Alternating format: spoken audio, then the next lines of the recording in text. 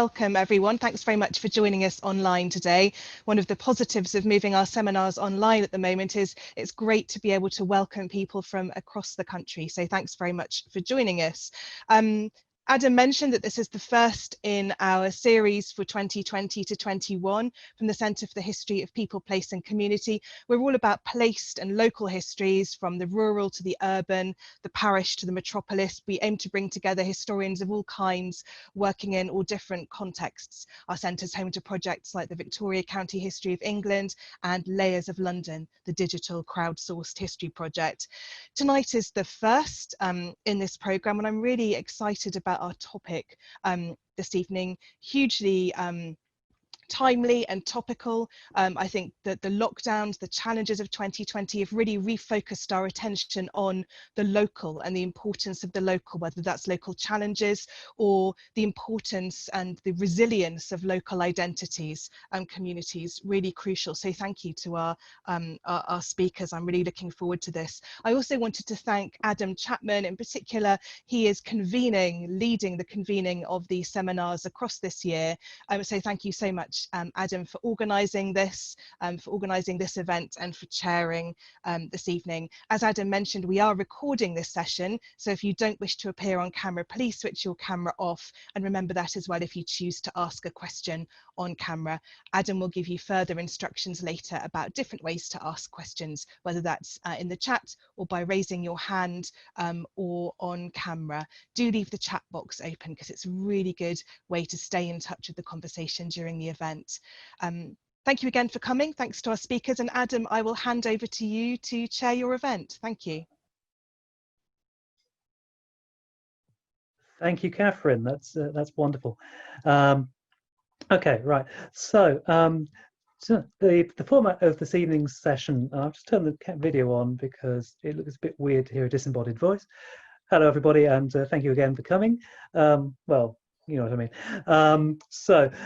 Just to give you an understanding of what we're going to be doing tonight, we're going to have the three speakers who have very generously given their time and expertise to join us. And these are Joanna Terry, who is Head of Archives and Heritage at Staffordshire County Council, Ben Paites, who is Collections and Learning Curator at Colchester Museums, and Lucy Shipley, who is the Finance Liaison Officer for the Portable Antiquities Scheme for Devon. We'll be going in that order, so Joanna will be speaking first for 10-15 minutes, followed by Ben, and then followed by Lucy, and then there'll be time for questions afterwards. There will be I think everybody's prepared a presentation, which is great, so they should all have the capacity to share the screen. Please feel free to join in on the chat while you're speaking. If you don't feel that you want to ask a question on camera, that's fine. Do just submit it into the chat and I will read them out. If you want to tweet along, we don't have a hashtag for this, perhaps we should. But if you just want to copy in the centre Twitter handle, which is @CHPPC_IHR. Anyway, without more further ado, I'd like to go to our first speaker. That's Joanna Terry. Joanna is, there we go. You're unmuted now, Joanna. Okay. So I'm trying to handle a Zoom meeting and the chat, and keep an eye on the chat function and the speakers. I don't think I have enough hands. Okay, so Joanna, if you're ready, please share your screen and off you go. Okay. Well, good evening, everyone, and thank you, Adam, for the introduction. I'm just going to have a go at sharing my screen, as I do have a presentation. This is where it could all go horribly wrong. Right. Is that visible, is the first thing that I ask. Can you see anything? Not yet. No, not yet. Okay. Oh, hang on. Ah.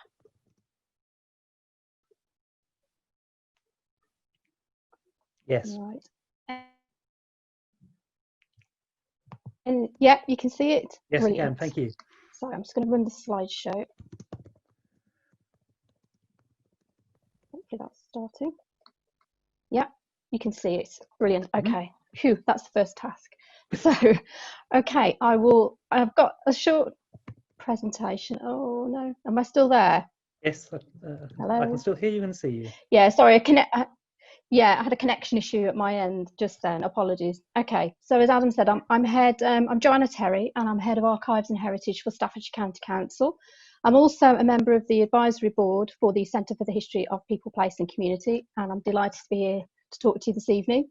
And I'm just going to talk about the impact of lockdown on very specifically our service and how we've recovered services, or some of the services. I'll also give you a wider perspective on particularly the archive sector, because that's the sector that I know best, from the West Midlands perspective and the, oops, go back a slide, and the national perspective as well. It will be sort of mainly local authorities again, because that's the sort of area that I know. So just a little bit of background about the services that I'm responsible for.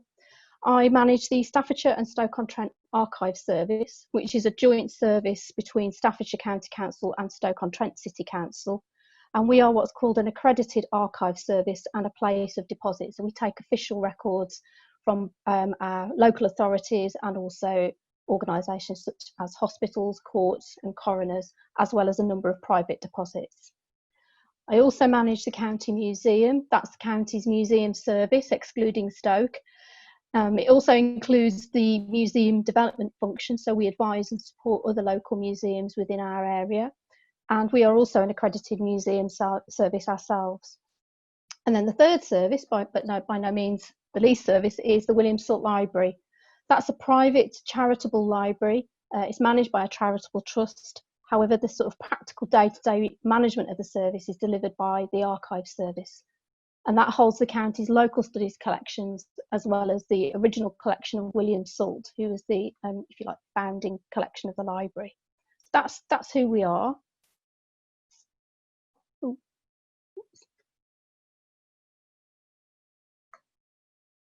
Okay, so I clicked the wrong thing there. Can't get my slide to move on.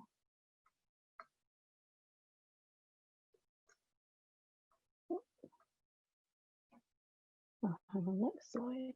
That's it. Apologies, I'm learning on the fly. So this is an overview of how we've moved through the sort of phases of from lockdown, what I call lockdown to recovery, and how we've moved through the current pandemic, and we're still moving through the pandemic. So a bit like I think everyone else, in early March we'd started introducing hygiene measures into our service. We had got a very old swine flu contingency plan, and we had a business continuity plan as well as an emergency plan. What I would say is that none of those were quite really what we needed. In mid-March we had already closed some of our exhibitions and our events, and we'd stopped on-site volunteering. And then in common with the rest of the country, we got ready to sort of close. We'd already decided to close our service by the 20th of March. And then obviously once national lockdown was announced, everyone was ineffectively shifted to work from home. I would never have thought it was possible for us to work from home. I've always assumed that we need to be by the collections. All of our work focuses on the collections or on facilitating access to our collections. However, that is exactly what we did. So it's a huge learning curve. Fortunately, our authority had been providing laptops and kit to enable what they call smart working. And so everybody was able to have a laptop and work from home. And we also set up an emergency contact WhatsApp group so that we could stay in touch with one another and ensure that our buildings were kept safe and our collections were kept safe. However, what we did as a local authority service, and I think this is perhaps something that people are perhaps not so aware, is that from April onwards, 40% of my team were actually involved in supporting the vulnerable shielded category. So we were part of the response as a local authority. And we facilitated the delivery of food from our food hubs to people that couldn't get access to food because they were vulnerable and they were not leaving their house. Sorry, I need to go back a slide. Okay.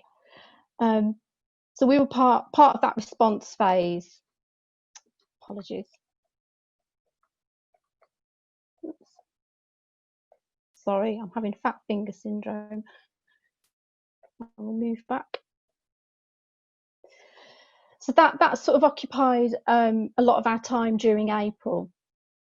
And then as the response sort of evolved and we were not alone in that. Our library colleagues were also involved in that response. But what we had to do was really sort of start to get a balance, so that some of the staff were maintaining a remote service. So we were fortunately able to answer some remote inquiries, but quite a number we had to put on hold until we could access our buildings and our collections. As we got to grips with things a bit more, from April and May, we increased our online offer. So we deliberately brought in more social media, we ramped that up, and we also established overnight almost a remote volunteer offer. We had no remote volunteering before March, and we managed to establish that, so about 45 volunteers could work with us from home. And then once we got into May, we started planning for how we would recover our service. And as we're a local authority, it was part of a corporate approach, and we had to ensure that our plans were worked out with our health and safety teams, and also agreed corporately. So it had to be signed off at our recovery group, our corporate recovery group, at a high level.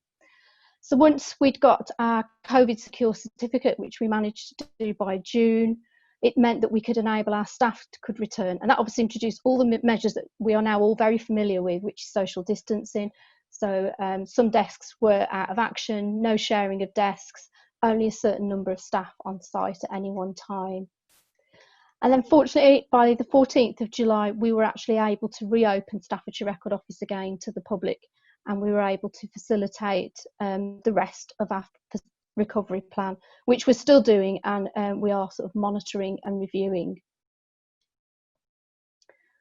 So as I said, we sort of move into a bit more detail of what we did. So during full lockdown, as I said, everyone was able to work from home.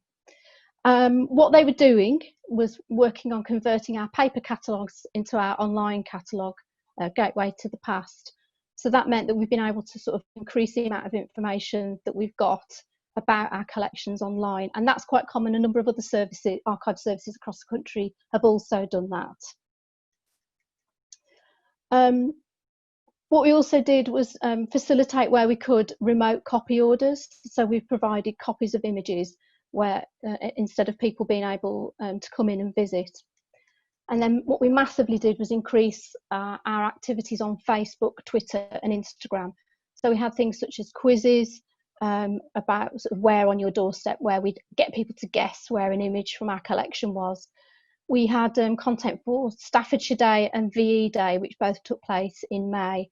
And we also launched our own YouTube channel. So the image at the top is Staffordshire Moments. There's some little films about items from our collections, and we didn't have a YouTube channel before the pandemic. As I said, we made a conscious decision to maintain contact with our volunteers. So we developed a learning room blog where we shared guides to research, and we also set up an online paleography course. So fortunately, one of our volunteers is an expert in paleography, and he actually teaches on the Kiel Paleography Summer School, and he did a short course where he marked your work as well and would give feedback. And that went down really, really well. People really enjoyed that. So the impact for us on that sort of first quarter of the year is that even though we were closed to the public and we had no physical access, we actually saw a 120% increase to one of our websites called Past Track. Our main website and our online catalogue saw a 33% increase in visitors, and our social media views went up by about 89%. And we had nearly 900 YouTube views of our channel when we launched it in May. So it's really important to keep our profile up during that period. So in terms of reopening our search room and what it looks like, I don't know if any of the people on the call have been to an archive search room since the summer, since reopening, but they do look really, really different. So we took our time to plan the recovery, and we did it in a sort of bottom-up approach. So we very much engaged our frontline staff and worked with them to work out what are the issues, what were they worried about, what were their concerns, and we sort of addressed those one by one. The archive and heritage management team with the sort of key decision makers, working with our premise manager, and as I said, getting sort of corporate approval to reopen. One of the major decisions we took early on was that we haven't reopened all of our service. So the Williamsthorpe Library remains closed. It is in a listed building and it has quite small rooms, and we also have limited staff that support that service. So what we decided to do was focus on getting Staffordshire Record Office open and ensure that we had the staff available there to make collections accessible. And what we are doing is making the Williamsthorpe Library collections available at Staffordshire Record Office. So we followed guidance that was produced by the National Archives, also the Libraries Connected guidance, because it's very similar to the services that we provide. And we also talked to other archive services, particularly through a group called the Chief Archivist and Local Government Group, and also Archives West Midlands, who I'm a trustee for that group. Apologies, I don't know why my slides keep skipping. So basically, the big differences that you will see when you visit an archive service is, I think pretty well all services that I'm aware of have introduced advanced booking. So you can no longer, sadly, roll up to an archive service without really having done much planning. You do need to book in advance, and you do need to pre-order all your documents. And that enables us to ensure that we've got the right information available for you, and we can take our time to produce the documents and ensure that they've been quarantined before they're accessed by members of the public. It's roughly consistent that it's about 72 hours that items have to be quarantined before use by the public, and then again after use by the public. Our visitors now have to ring a doorbell to get in. There are staggered arrival times, and there is hand sanitizer as you enter, hand sanitizer in the search room, so that you sanitize your hands before you receive documents, before you sort of hand anything to a member of staff. We have screens up that the staff work behind, and we've had to keep pace with changing guidance. So in August, visitors had to wear face coverings, and then from last Thursday, our staff also have to wear face coverings. So we've had to adapt and learn to work in different ways. We've obviously also brought in the contract tracing, and we have a QR code so that people can scan there from the NHS app. So we publicised our reopening as far as possible. We did so on social media, and we've tried really hard to make it welcoming, because with all these sort of barriers to access, which we would try and remove, it has made it more difficult. So I said we opened on the 14th of July after 17 weeks of closure, and it was a really big achievement. We've done a video to promote that the service is open, so that people get a chance to look at how the search room looks and hopefully build some confidence. The feedback so far is that people are really grateful that we're open. They understand why the procedure's in place, and we try and be flexible. So, for example, we have a sort of limit of 10 items that we will get out, but obviously we'll talk to people about what it is they want to do and what their research is.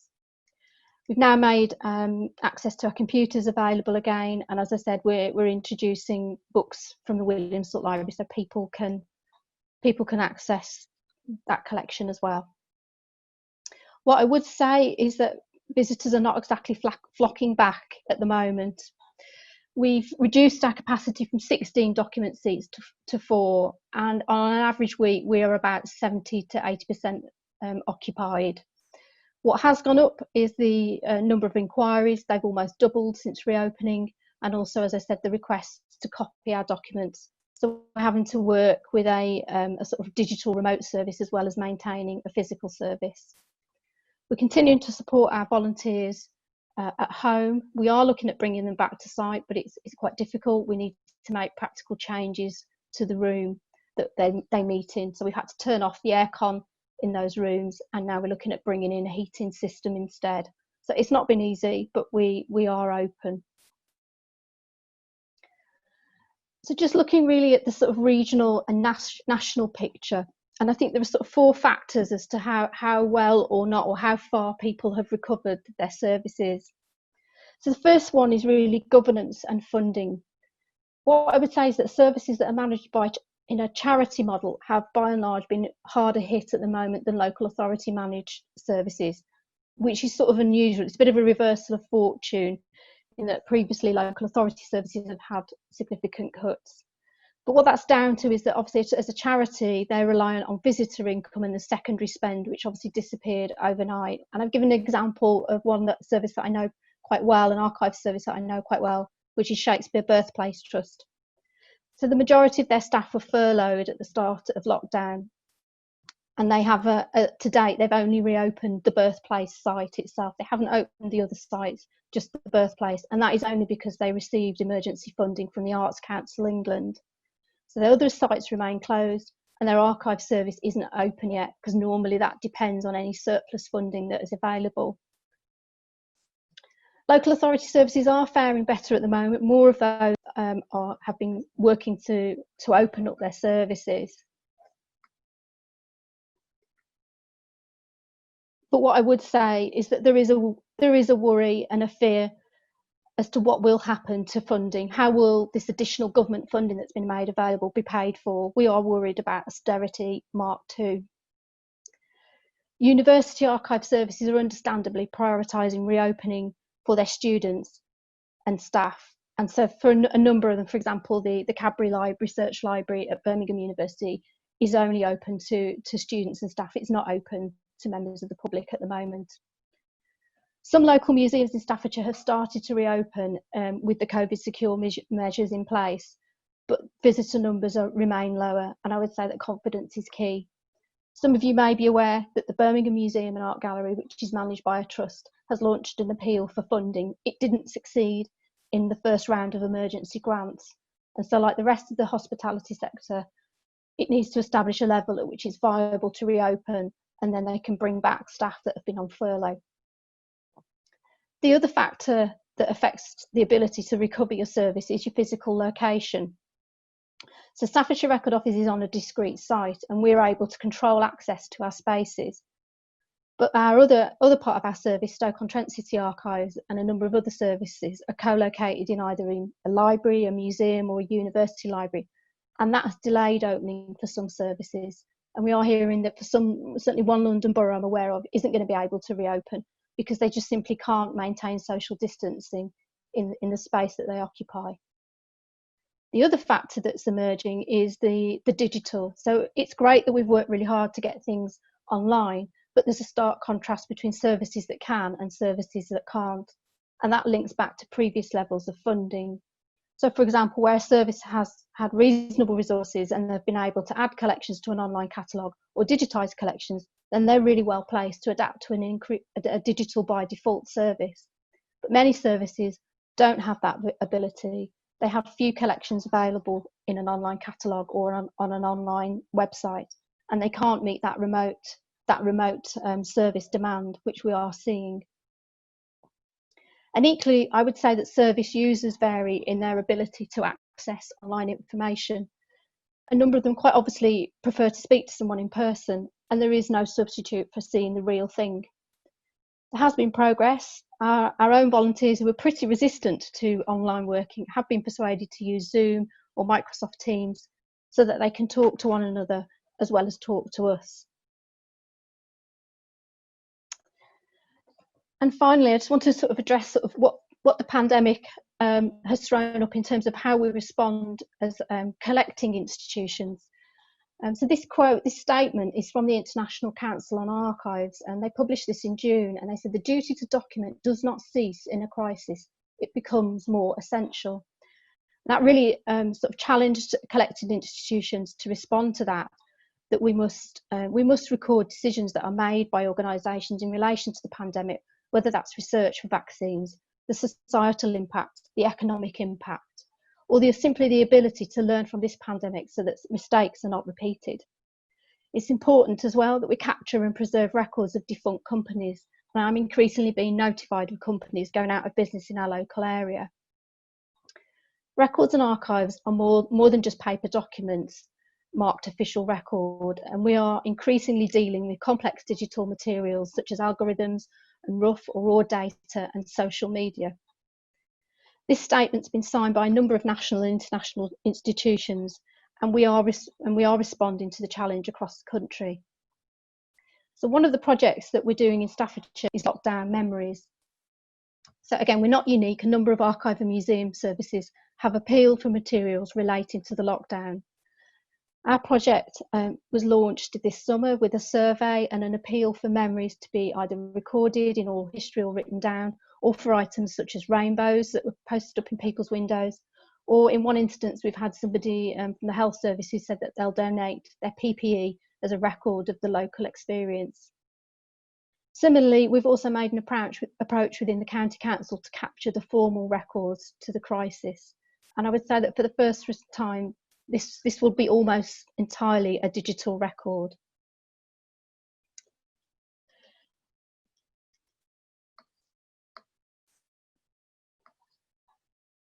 Finally, just moving on to Black Lives Matter.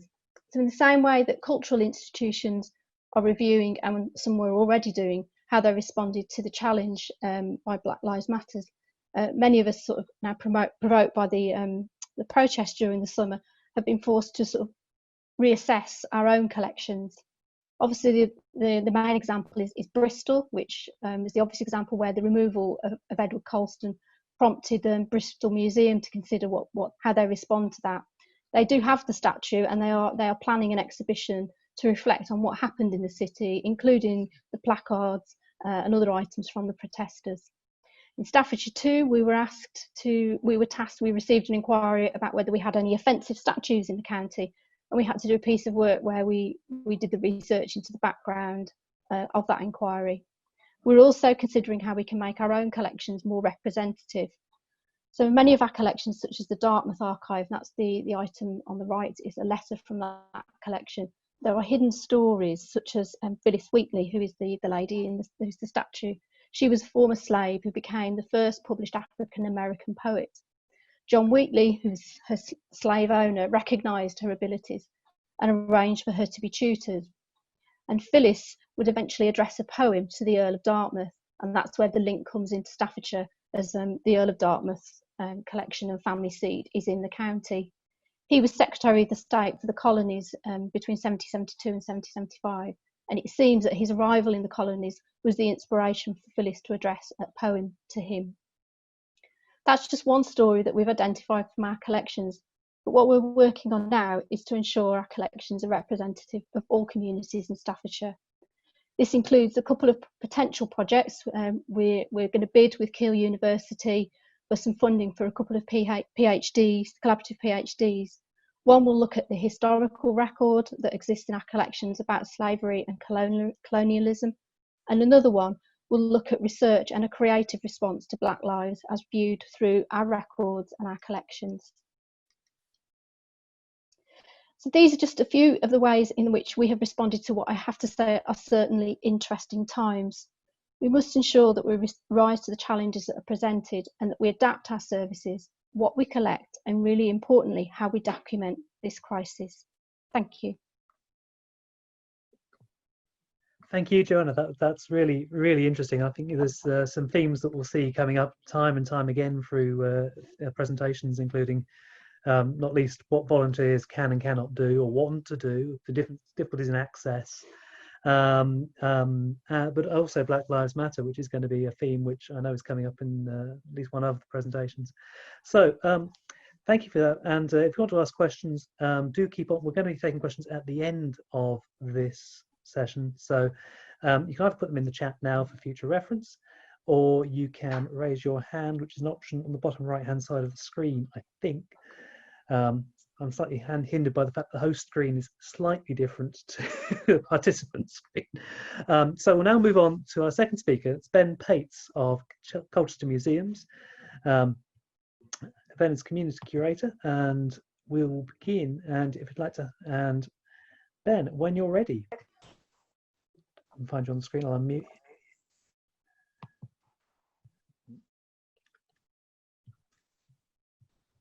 Hello. Hello, Ben. I can hear you now. Oh, my screen's changed. It looks all funny now. Hopefully this will work. I've got a presentation as well, which I've tested just before we started. So hopefully it will actually work now that there's far more people here.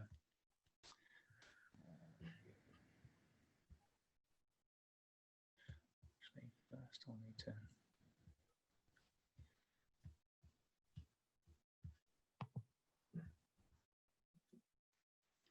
Right. That's looking promising.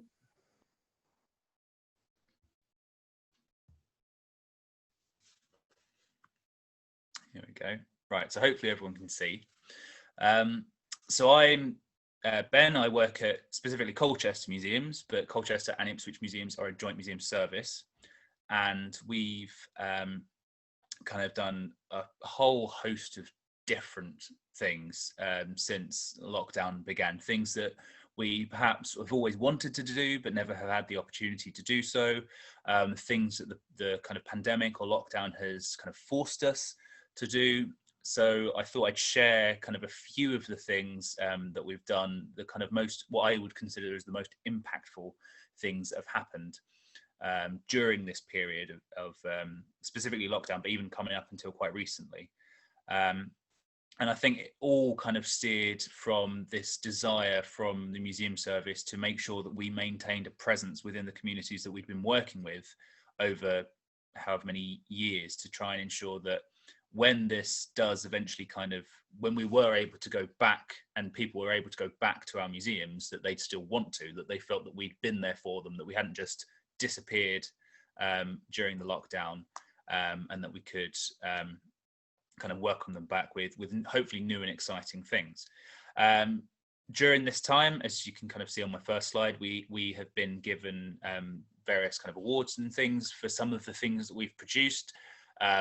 That's only the tip of the iceberg in terms of some of the stuff that we've been working on.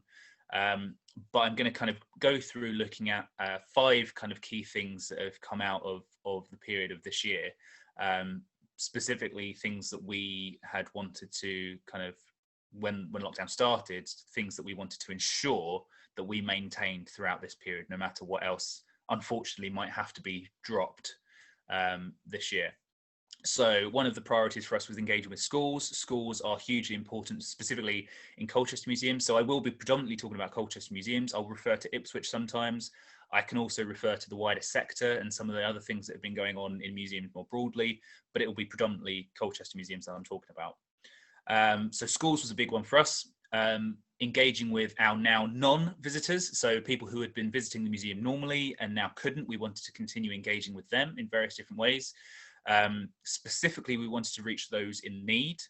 So we had a real appreciation that some of the people who kind of now, when there was a lockdown, that would be more impacted than others. There'd be more difficult kind of accessibility for some of the things that a lot of other museums were producing at the time. So we wanted to consider them as well. Thinking about what happened when we opened again in July.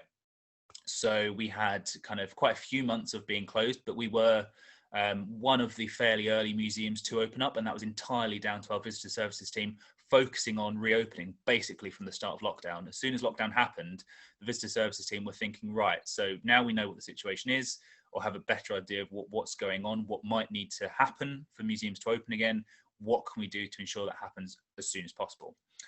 And then finally looking at the future, some of the things that have happened throughout the last year that we will continue to look towards in the future, whether that's the next year, the next several years, whatever that happens to be, things that have come out of this lockdown that will kind of, we will take forward with us.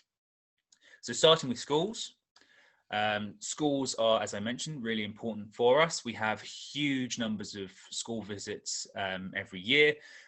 In the year 2019 to 20, so obviously the last kind of tiny section of that was a bit impacted by the pandemic, but we had 26,636 individual children come and visit us in that period.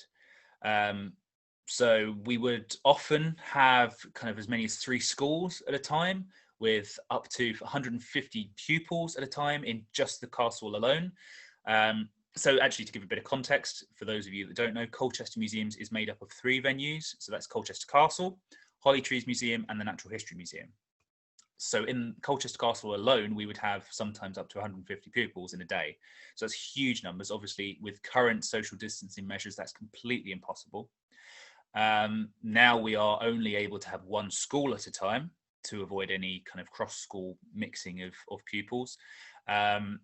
But one added kind of level of complexity that's caused is that different schools have different bubbling systems as well. So sometimes it might be a year group that's a bubble, sometimes it might be a class that's a bubble. And so we've had to be quite accommodating with our school visits in terms of how we set this up.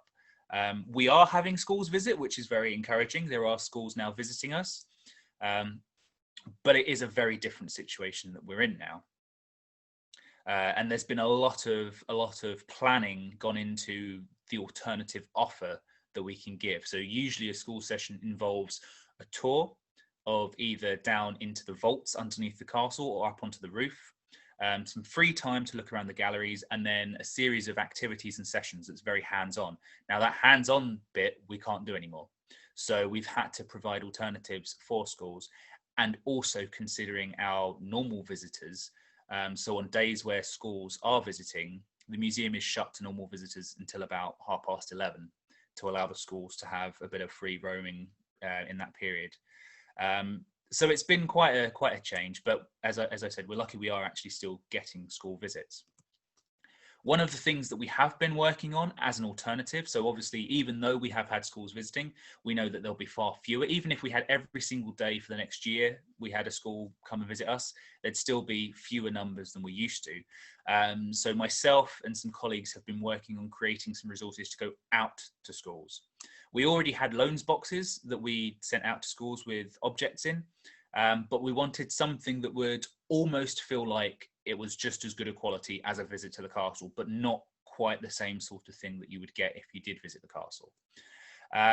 So we were very lucky to be given some funding from the Royal Opera House Bridge, who kind of is a regional arts, culture, heritage funder and facilitator, kind of creating links between different arts organisations.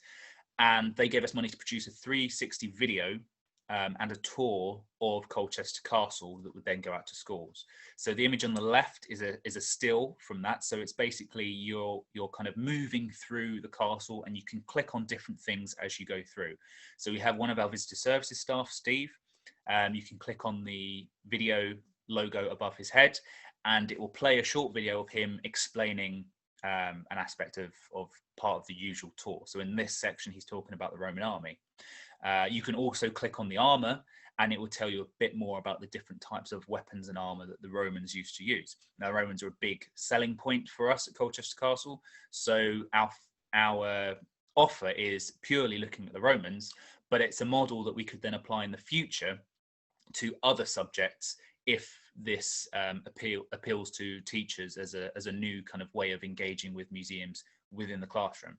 So we're currently piloting this new offer, which will be kind of, hopefully by the end of October, we'll get a better idea of teachers' feedback, which means that come November, after half term, we'll be able to roll it out as an offer to all schools that can loan these boxes that will have some objects that they can look at. All of the objects are boxed, so there's no handling of the individual objects, but also this film that is kind of acting as a tour, and with suggested activities and things that you can do in the classroom that you might have done whilst visiting the museum. And there's a whole series of procedures and things around kind of quarantining and cleaning and stuff as well, but I won't go into that here. So that's one thing, and we've had a bit of interest already from schools over that. So as I said, we're piloting. We've had 3 schools that are piloting, and we'll hopefully get some very good critical feedback from them about that as well. Another thing that I worked on right at the beginning was that we realised a lot of, obviously when the schools were closed, there were a lot of parents teaching from home, there were a lot of teachers not sure how to kind of get resources out to the pupils now they're at home.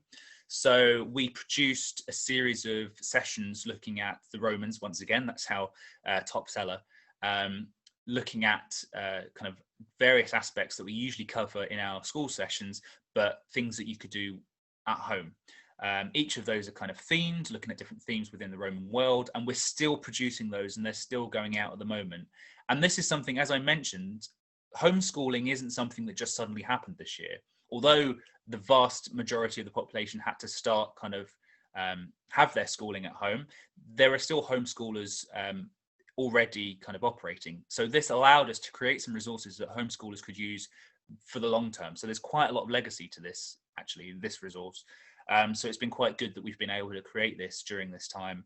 And hopefully, and we've already had feedback. We have someone visiting the castle a few weeks ago who had said they'd come in specifically because they'd done these learning from home sessions. So we know that there's been quite a bit of impact so far, which is very, very good. So schools is one thing, and I think it's going to take a year or so before we realise what kind of impact this has really had on our schools offer and school visits. But as I said, non-visitors, so that's another thing we wanted to focus on. And so social media was a big way that we did that. We started producing videos.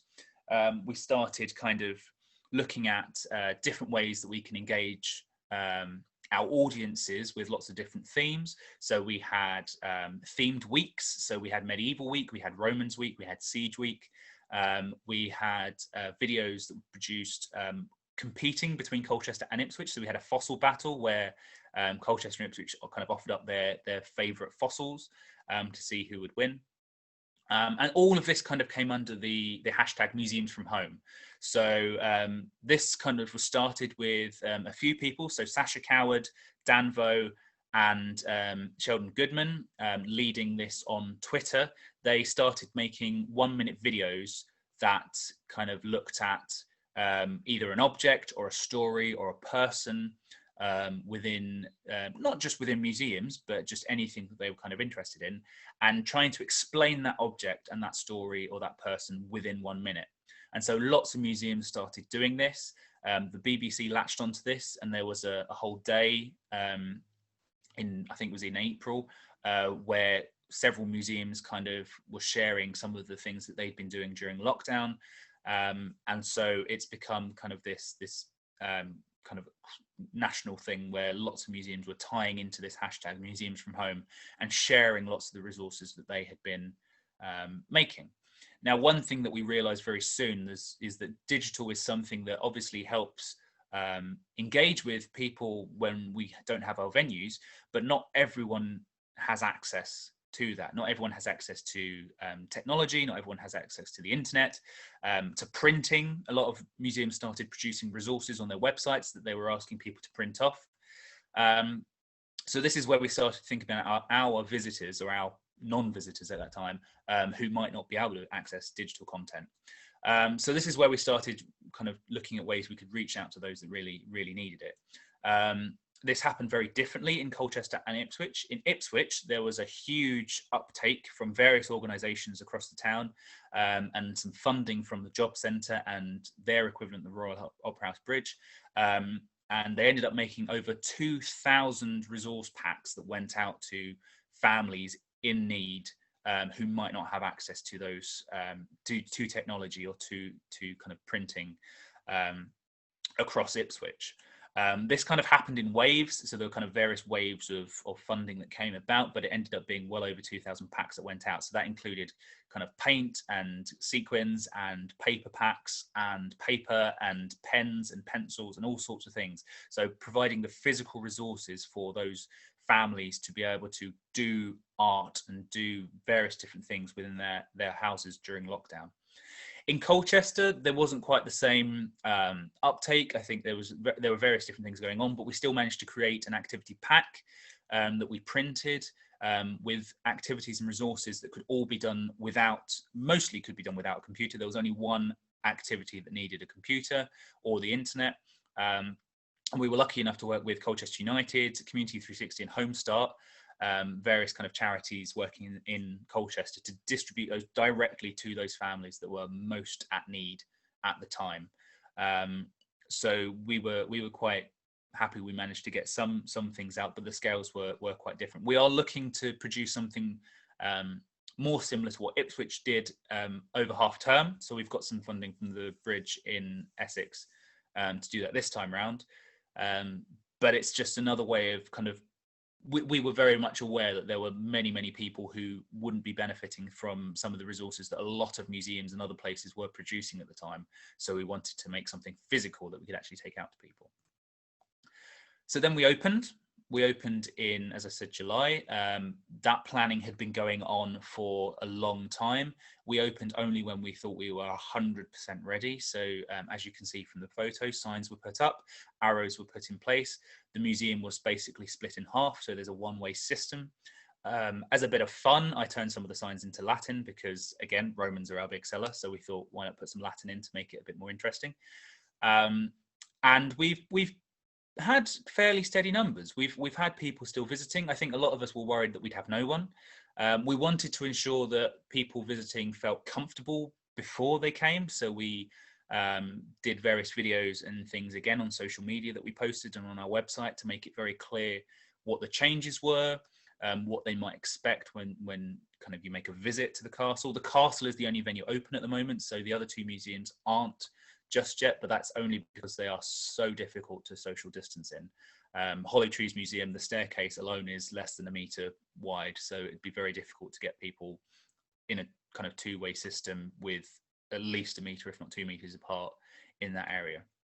So we've been kind of working on that. We've been offering some of the things that we would normally offer at the same time as our normal opening, like tours and things. We've been offering that as a separate evening offer. So we've basically been offering the entire run of the castle to bubbles or families. So you can do a tour, you can do our escape room.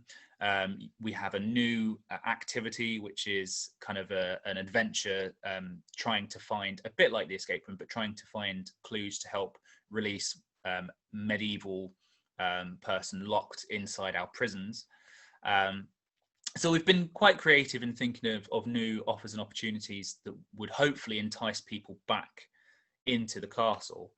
But it's still meant that there's a lot of things we've been very limited in doing, and especially over the summer where we'd be having huge events and things going on, that just hasn't happened. So we've been trying to think of ways that we can engage people in different ways, but with the current social distancing measures. There were some things that had been planned all along that we're still going ahead with. So within the last week, we've had the first ever masterpiece on display at Colchester Castle. So a painting called Walton Bridges by Turner is now up on display in the castle. That's been in the works for about 2 years now.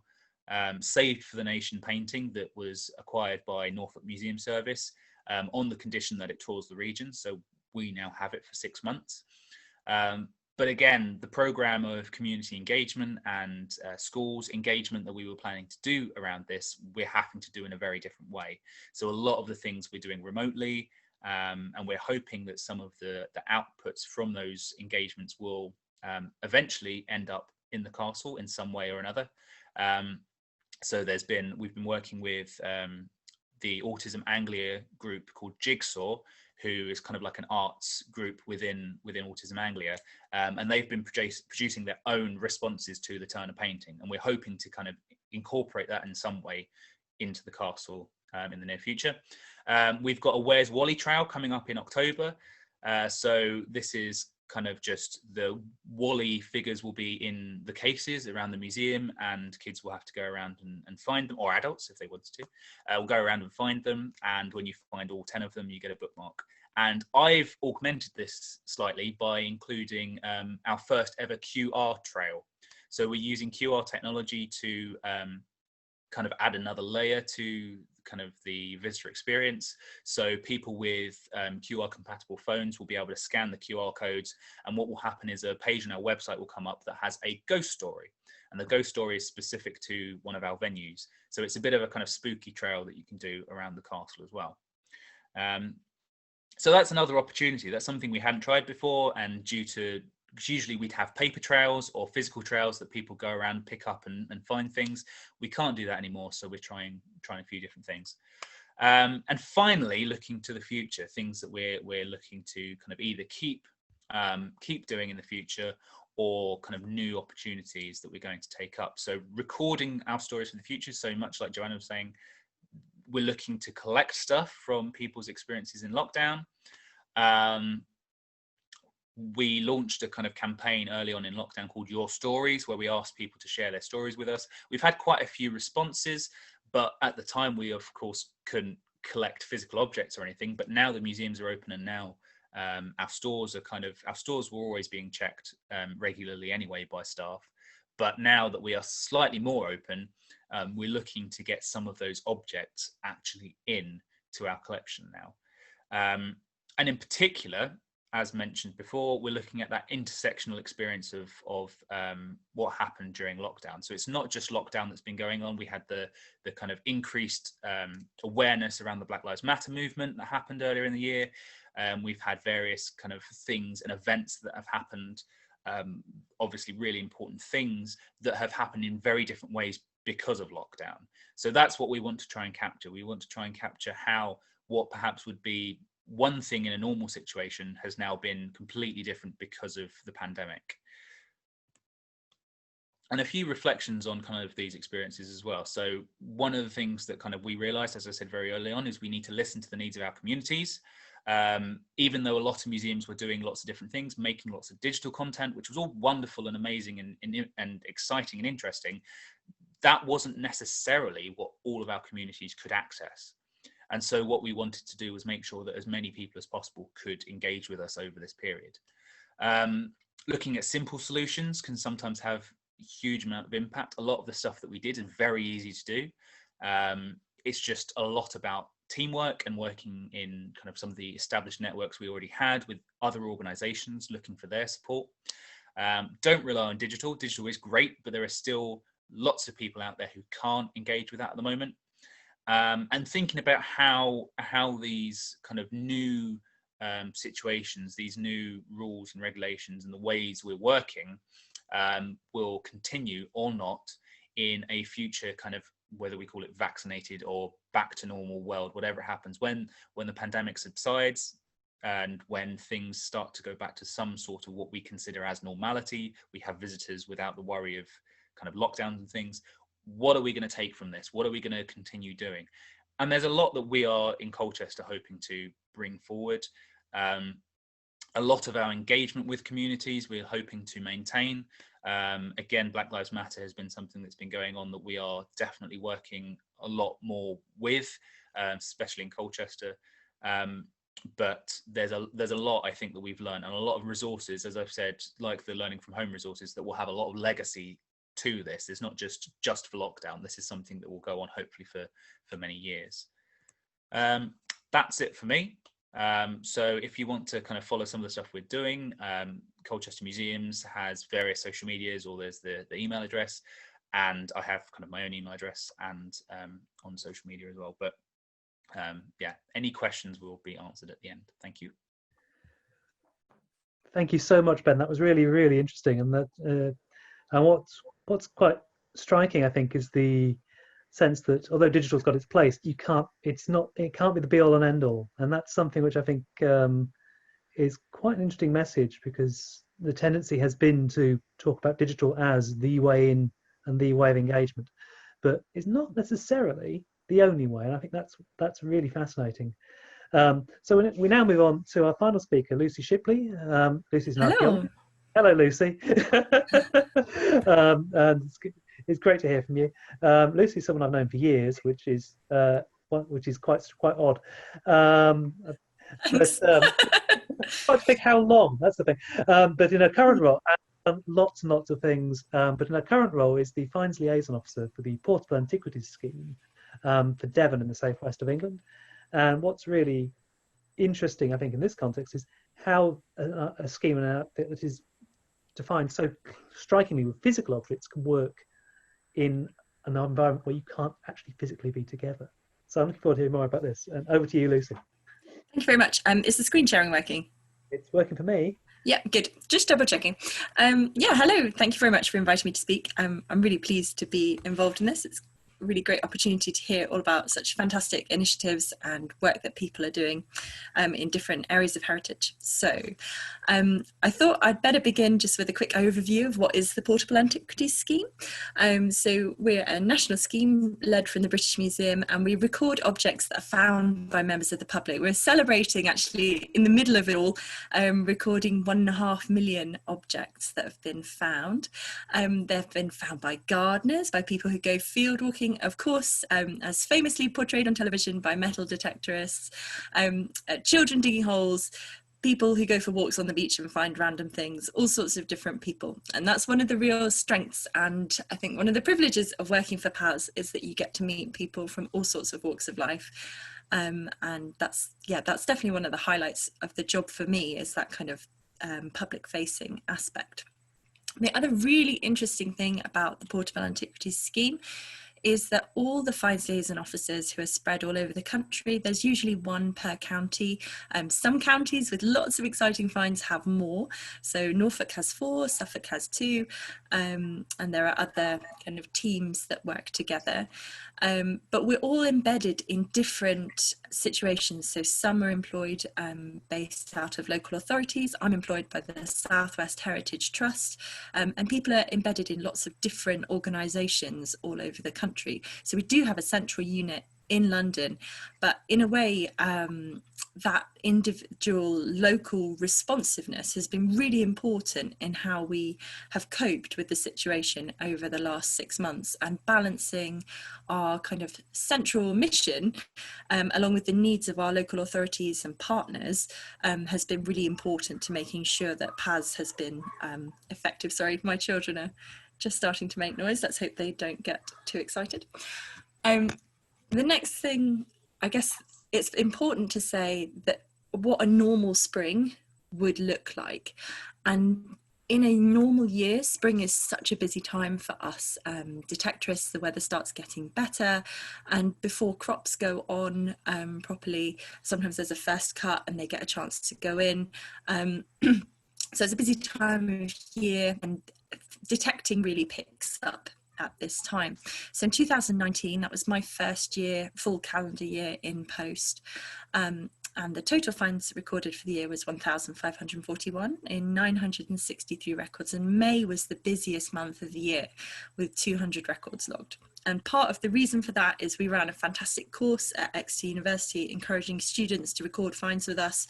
So we actually ended up having 18 different volunteers working with us, students and then older people who volunteered with me in the office, all sorts of different people, some detectorists who are doing self-recording.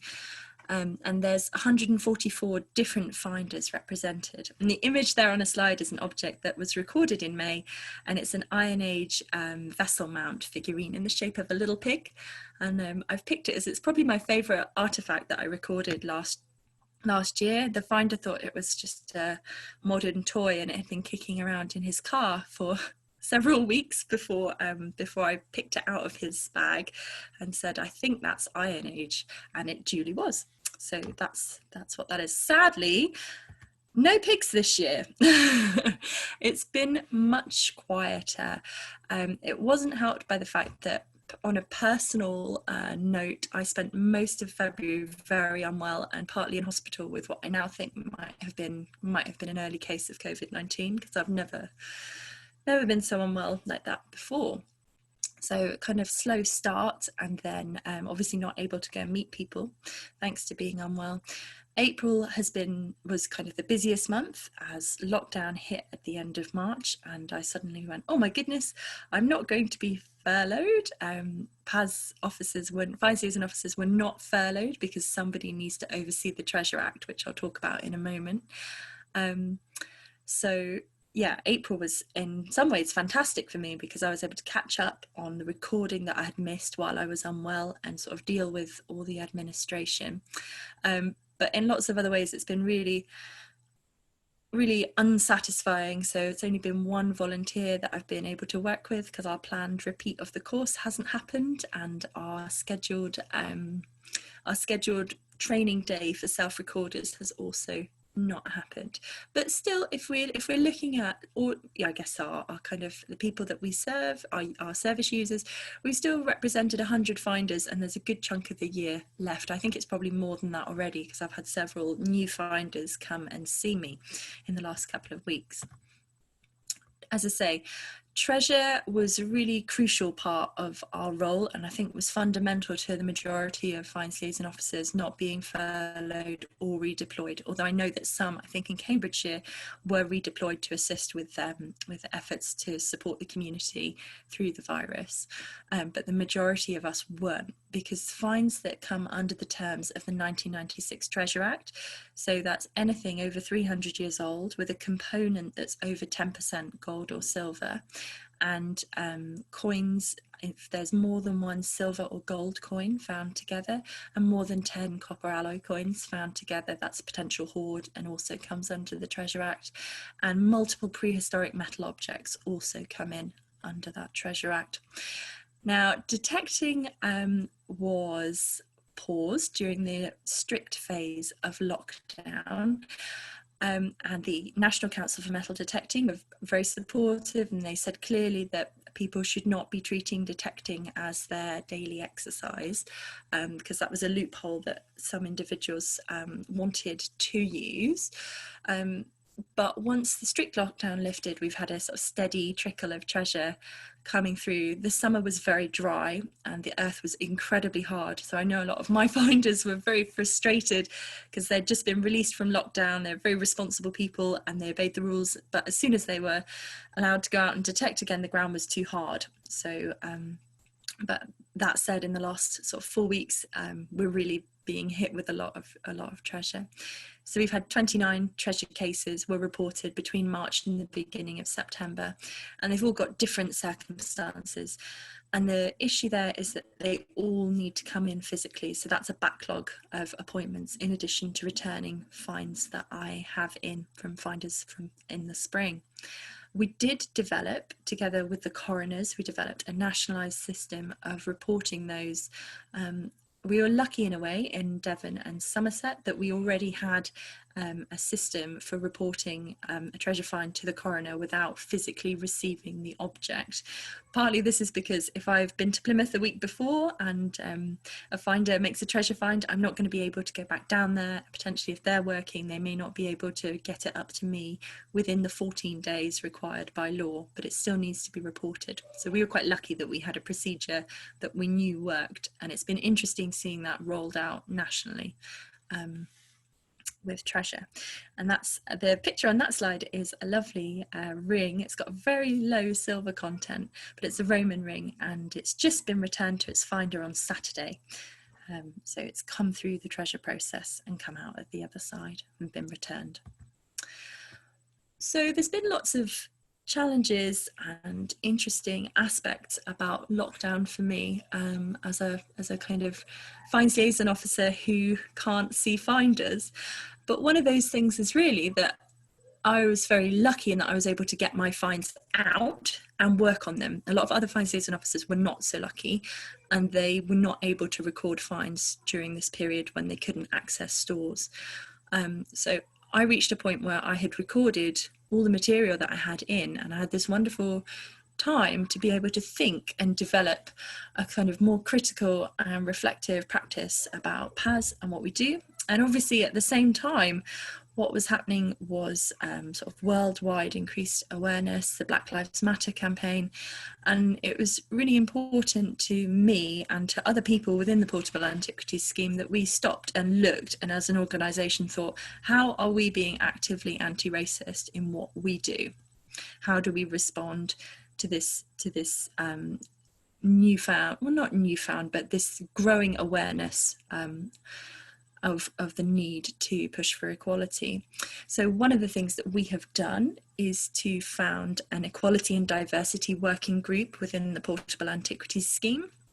We've had 2 meetings, but we've got 3 main aims. The first one is to look at the language that we use on the website and to reassess finds. So the image there has come from Leicestershire, and it's a model of a female figure, but it's highly exaggerated in a racist way. So these were sold as pro-abolition artifacts, and they were sold to encourage the abolitionist cause. But in the record for that, there's no mention of the depiction of Staffordshire women, and there's no mention of the life history of Sarah Bartman, who was a very famous woman who was exploited horrendously and publicly displayed. And we felt that actually there's a real missed opportunity in artifacts like that. If we're recording them, we need to record their whole context and recognise that although these might have been used in an abolitionist cause, they're still fundamentally racist in their depiction of this woman, and potentially this individual woman as she became such an icon.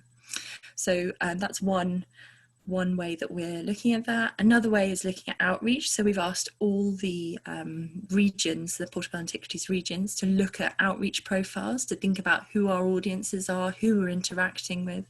And there's lots of different ways that we're trying to do that.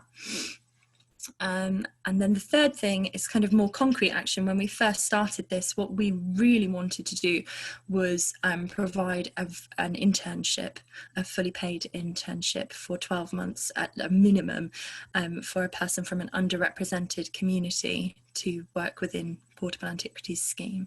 So that's still in the works, because it's quite a process figuring out how we're going to fund that and how we're going to host that.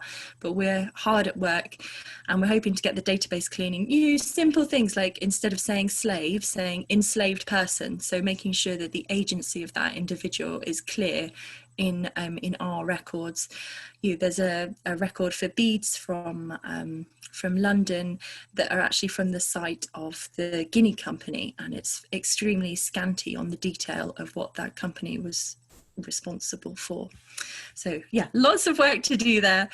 On a sort of slightly lighter note, we're also working on Pascast or Passcast. We're not sure, maybe I should ask you what you think the name should be. We're working on a podcast, myself and the Durham Fines Liaison Officer are busily trying to script and start recording the first PAS podcasts. So we'll see how that goes. Returning to work, it's been slightly a whirlwind really. So I was able to return to work from the beginning of September. Partly this is because I have small children. My employers have been absolutely fantastic throughout this entire situation. I could not have asked for more from South West Heritage Trust. They've been so brilliant. They've been really understanding. I've been able to work flexibly, so hours that I could do, which 18 and a half hours a week works very nicely as 6 days of 3 hours and then a half an hour squeezed in on another day. If you start when the children are in bed at 8:30, you can be finished before midnight, so that's good. But a lot of employers, I think, would have found that working pattern quite difficult. But because of the kind of self-motivated nature of the job and the fact that I already had the material, they were able to support that. And that was really brilliant. But my goodness, it's been so good to get back and to get back to seeing people. However, in order to see people, we need to be able to see them safely. So everything has been incredibly carefully risk assessed. That's a picture from Saturday of me outside our little Portable Antiquities case at Torquay Museum, obviously wearing a visor as well as a mask, wearing a different set of gloves for each set of artifacts, cleaning the table and the chairs between different finder appointments, making sure that they're spaced out. At the beginning of my return to work, I was able to have lots of lovely outdoor finds events, sometimes in slightly unconventional places, but it's been really nice just meeting all the finders, and they've all been really appreciative of receiving their finds back. One thing that we've noticed, and I'm not sure if other people have noticed it, is that people are really quite vulnerable.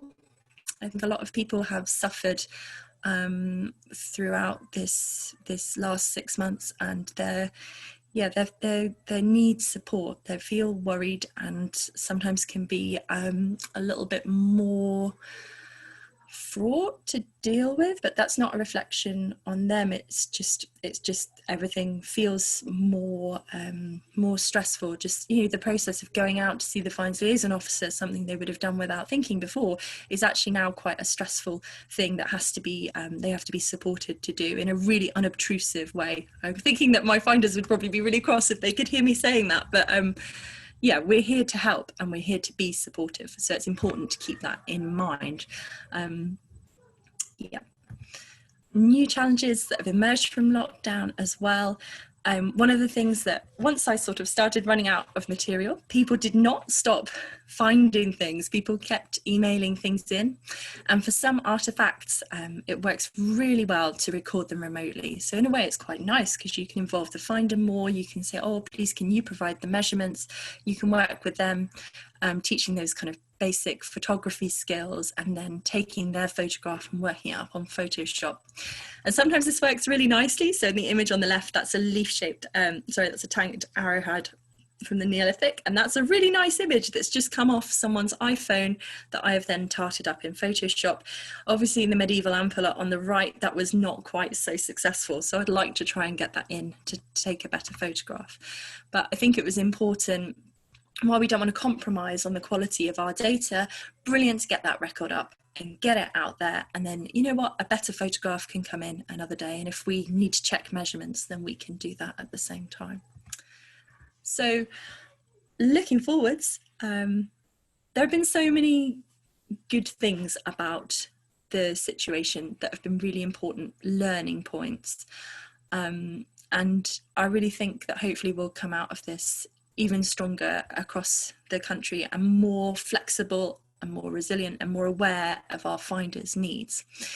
But we are really dependent on this opportunity to return people their artifacts. I mean, I think it all slightly falls down. If you hand your objects in and you don't get them back, then that erodes a lot of trust. So it's very important to me personally and to Flow Everywhere that we get people their artifacts back. And we know we might only have a short window to do this, and in some areas that window is already closing. So we need really clear and honest communication. And finders, I've talked about supporting finders, but they're supporting us too. A lot of them have been incredibly patient, supportive, kind, generous with their time as we've been managing this. So it's been really lovely.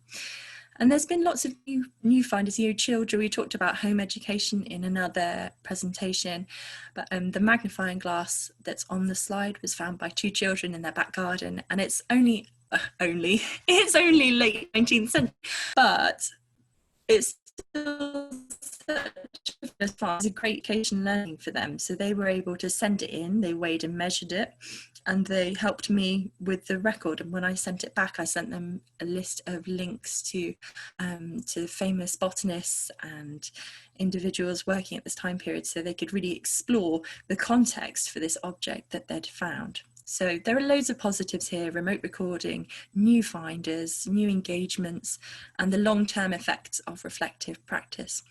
There's always going to be, I think, until people keep talking about getting back to normal, but I don't think that's going to happen. I think we're going to have a kind of continued challenge to keep staff and finders safe and keep recording objects to a higher standard as possible.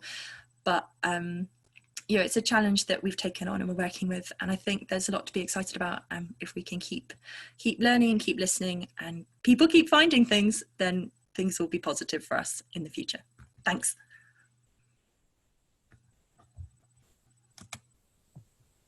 Thank you, Lucy. That's really, really, really good. Wonderful. So I've got some time for questions, and that was that final reflection about new finders, including children. One of the benefits of homeschooling being, we're just going to dig up the garden. What do we find? Well, let's record it properly. That must have been so satisfying. Right. So time for questions. Lucy, could you possibly thank you. Sorry. So, that's all right. I'll just mute. I could do it myself, thinking about it. The joy of Zoom. Anyway, so I can see a question there from Claire Rowe. I should be unmuted now, Claire. Hello. Hi. Sorry, I accidentally asked a question earlier when I didn't mean to. My question is for Joanna, actually, and it was, you spoke about how some of the volunteers were quite resistant to the idea of moving online, and I wondered if you knew, and I imagine it's probably too early now, if the people who are engaging online are the people who were engaging anyway, or if there's been a shift in the people who are engaging that maybe has meant some people have dropped off and other people have come on board.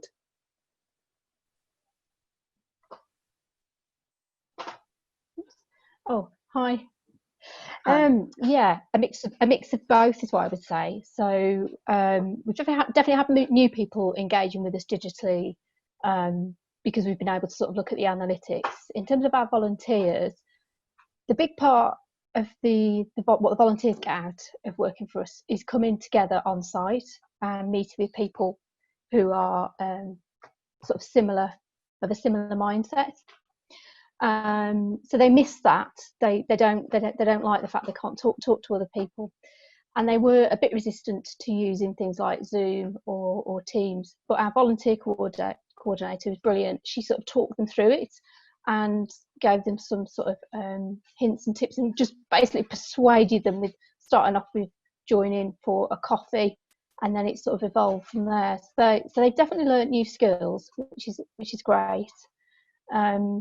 Yeah, so it's a sort of mix of both. But I think we'd definitely say we've probably lost some volunteers who, just because we haven't had that regular physical get together with them, it's, you know, they may not come back to join us, which is sad. But we still keep in touch with them, and hopefully we will be able to get more of them back on site at some point.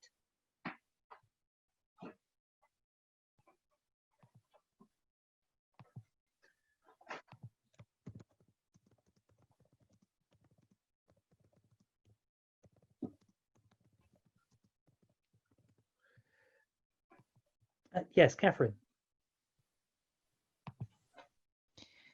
Thanks, Adam. Can you hear me? I can hear you loud and clear. Great.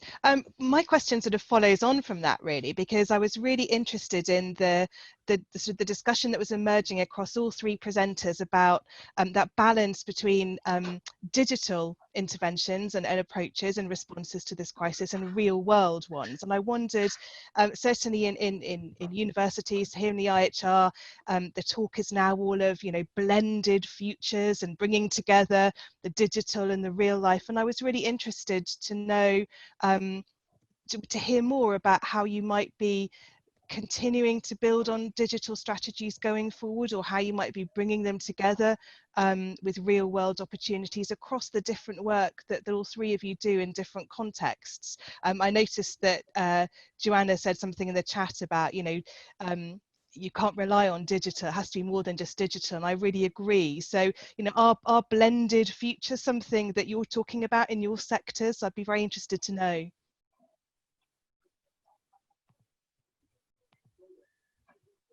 Who wants to go first there? Lucy, Ben, Joanna? I can go. Go on, Ben. Yeah. Because this is something that we're very soon. Although obviously I was saying quite a lot, don't rely on digital. Digital can be a wonderful thing. So it is something we are very much looking to rely on in the future.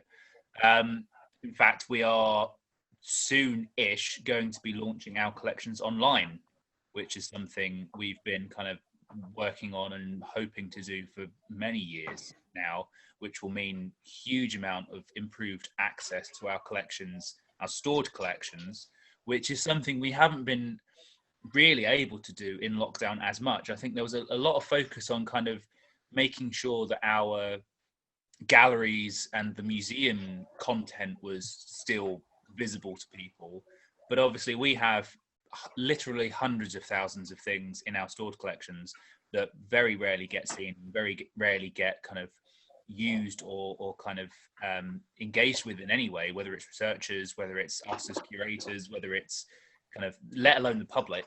So I think digital is something that we are constantly, and have been for a very long while, very much trying to kind of look at the ways in which we can use that to engage with a much wider audience than we have done previously, but also to improve access.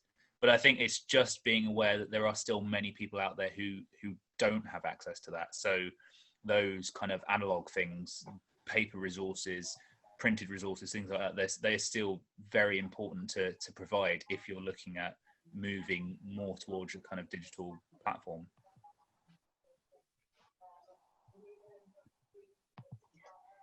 I think I'd probably say something similar. We couldn't possibly digitise everything that we have, and to be honest, nor would we want to. Some of it, frankly, is it probably rarely comes out of our search rooms, if ever. What I would say is that some things lend themselves really well to being available digitally. And one of the things we were able to sort of bring forward, a project we'd been working on for some time, was digitising our collection of tide maps. And our friends organisation had raised the money last year to digitise them. So the digital capture had been done last autumn, and what we were working on was how we would make them available online. And we were able to sort of work a solution. I was quite mean to my staff and to IT, saying, can we make this happen now, please, as we were in lockdown? And we launched them online through our Staffordshire Past Tracks website. And it went down really, really well with people, because maps are really easy to engage with online. They're very visual, and they relate obviously to everyone lives somewhere, so people could, you know, we shared it across local Facebook groups, and people were able to engage with them. And when, you know, that was a really useful source. They also had a practical use in that there's lots of research going on at the moment about public rights of way, because as the deadline approaches in 2026, so people were able to access it and use it at home. So it's a blend really. Some things work really well online, but others less so. What I do know in some of the work we've done on a project working with the lottery on the Staffordshire History Centre project was about engaging with schools. So really interesting to see what Ben had done. We were about to start piloting school sessions and we went into lockdown, so we also had to, working with a consultant, do something digitally. But what we got back from schools was that children want to have this sort of wonder and awe, is what it was kept referring to, of actually coming in and seeing the real thing. So it needs to be a mix of both, I think, acknowledging it's a different audiences and a different experience, but both are really valuable. Cool. Lucy. Yeah, I think almost echoing what everybody said, like in some ways, I think remote recording of artifacts, especially when people have only found one thing, is fantastic. It just saves them a huge amount of their time, it saves a huge amount of my time, and it works really nicely. Especially for something, I think things like quite good condition coins work very, very well because there's a clear answer there. It's something like a prehistoric implement needs to come in because I need to really think more deeply about it. With a coin, there's a class and you look it up in the book and there's the answer to your puzzle. It's all solved for you. I'm not saying that the puzzle process is always easy, but there is an answer there. Whereas, something like that pig figurine, if I just see a blurred iPhone photo of that, I'm not happy recording that to a high enough standard based on that. The numismatics people are going to come for me now. But yeah, that's what I'd say on that aspect. I think as well, I think relations between archaeologists and detectorists go up and down, and there's a whole seminar in there.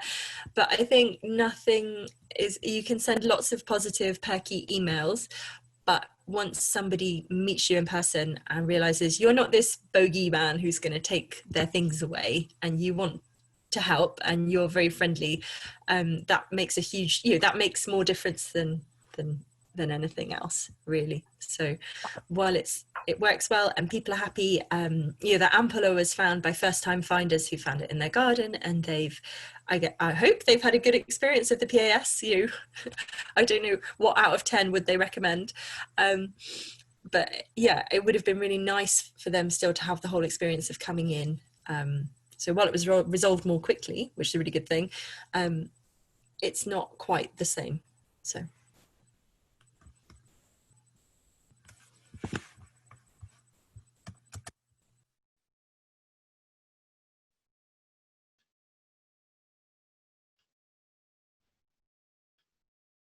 Unmute.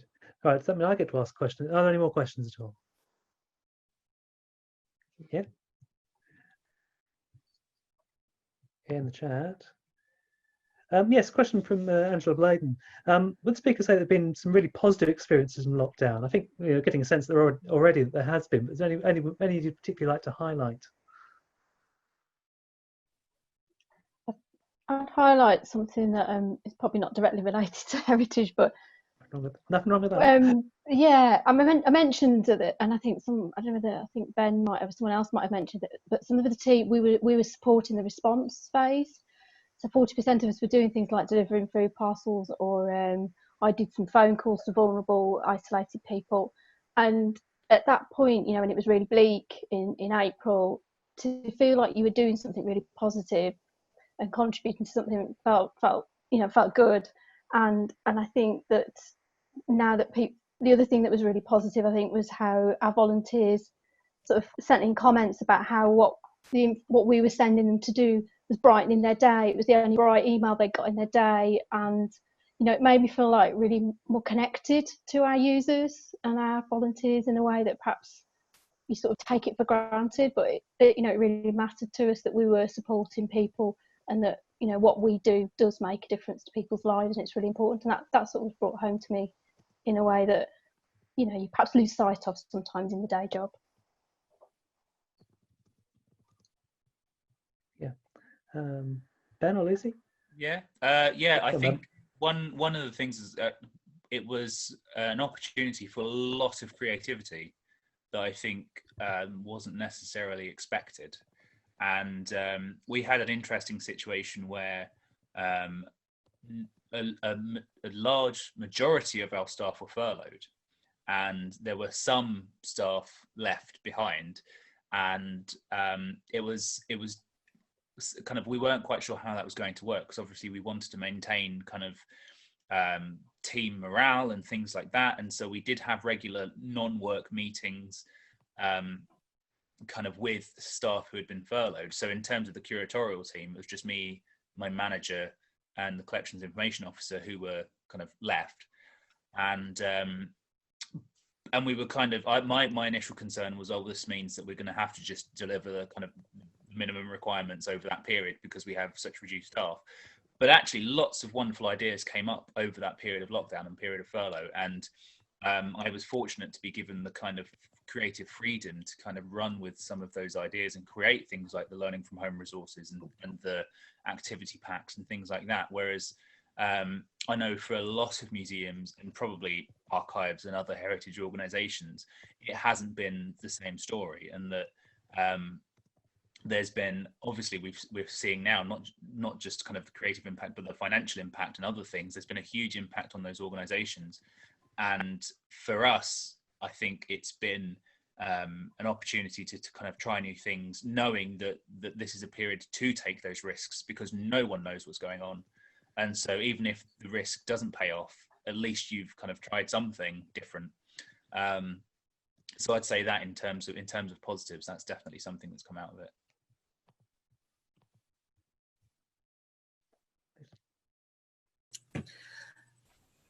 Yeah, just huge positives for me. I think in normally what happens is it's a constant flow of finds. So every 12 weeks, I'll see my clubs, or I'll see individuals, or host finds days. So we're always working with finds that we took in about 10 weeks previously. So being able to get that down to 0 and go, what can I creatively do with this job? I just want an immense privilege to be able to do that. I feel really lucky that the museums that I work out of were able to let me into the stores to get my things out and be able to do that, because I don't think in a normal year I would be full pedal to the metal, like recording, and I don't think I would have had time or sort of energy, mindfulness to devote to these new projects that actually I think are really important and potentially have like long reaching effects, like the Equality and Diversity Group. And I'm sort of laughing slightly about the podcast because it seems like a bit of a bandwagon, but I think it could be really fun and potentially could reach a lot of people. So yeah, I don't think I would have had time. The podcast we've been talking about for over a year, and it's only since COVID-19 has happened that we've got a plan together, got an episode schedule, started scripting it. So I think that says a lot. And that's great. And that's great to hear. The opportunity, given the space you've been given by this sort of delay in all your everyday things, has been given the opportunity to actually do other things. Which leads me on to, I'm going to abuse my privilege and ask a question, which is, what do you think the biggest change where do you think you'll be? What do you think in 12 months' time will be the biggest legacy of lockdown for you individually?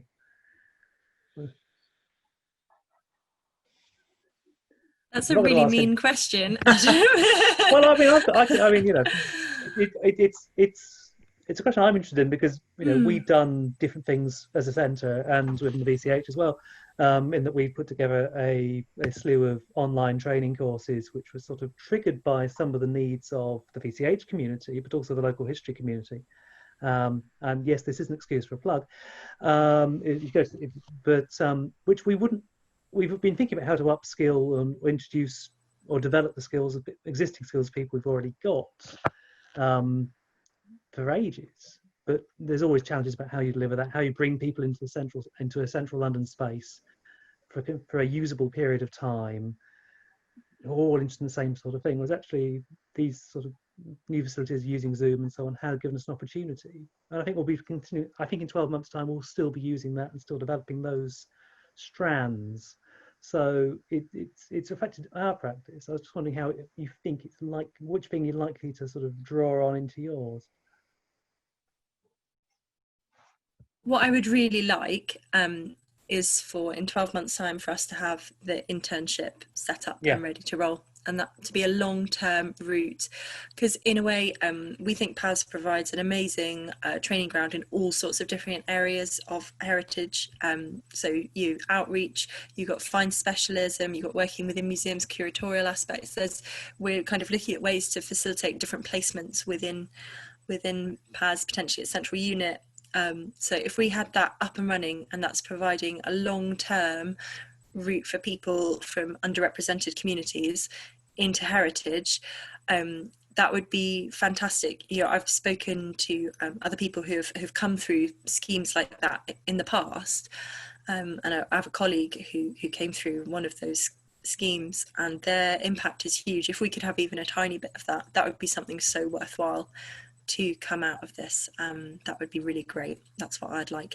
And yeah, it would be also really good if we could shift our outreach to focus on more diverse audiences, and especially using Zoom. I didn't really talk about this, but I'm trying to work out a schools interactive Zoom session that I'd really like to work with.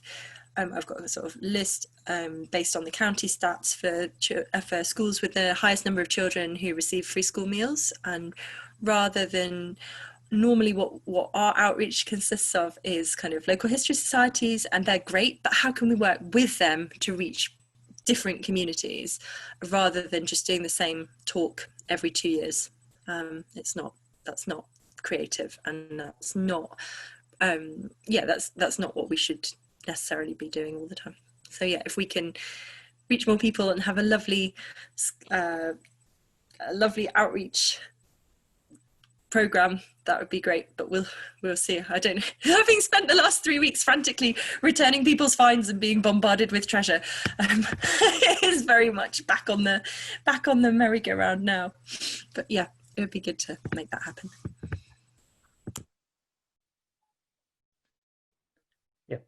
Joanna or Ben? I think similar to Lucy, the Lockdown Memories project I'm really excited about, because we kept talking about, we must do contemporary collecting, we must make sure we represent communities. This is the first time we're really doing it for real, and it's a shame it's in response to a global pandemic, but it is an opportunity. It's a shared experience, if nothing else, that we hope that we can truly represent what has happened in Staffordshire, and that our collections actually reflect that experience.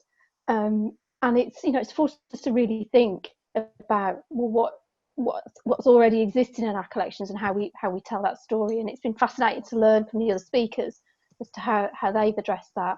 But that's what I'm really excited about, and also doing it digitally.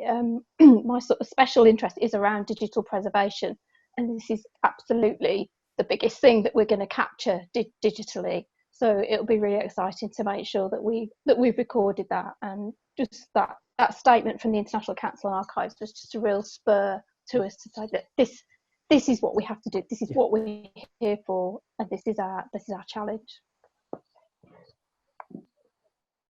Yeah, I'd say similar sorts of things. I think there's been a few things that the kind of lockdown and the pandemic has sped up that was happening anyway, things that we were looking at. So for example, we've now set up a kind of diversity and equality in recruitment team within the museum service, So there's a few of us looking at the ways of kind of breaking down our institutional kind of practice and looking at how we can make the museums more open and accessible and kind of encouraging for new staff from various different backgrounds. And I think that's one of the things that's been a huge drawback on the focus of staff. So obviously we care about our visitors and obviously we care about our collections, but the kind of the staff well-being and the response to the pandemic in relation to that in Colchester museums at least has been hugely important, and looking at how staff kind of feel happy working in our environments, whether it's health and safety pandemic related or whether it's mental health or whatever. And hopefully having set up this kind of sub team, that will kind of lead on to the future, so that all staff, firstly staff will kind of, hopefully there'll be more diversity within our staff in the future, but also the current staff will feel kind of much more comfortable working for the museums. I think a lot of people do, but there are, as with every organisation, there are always kind of aspects that institutionally need to be kind of looked at and thought about in different ways.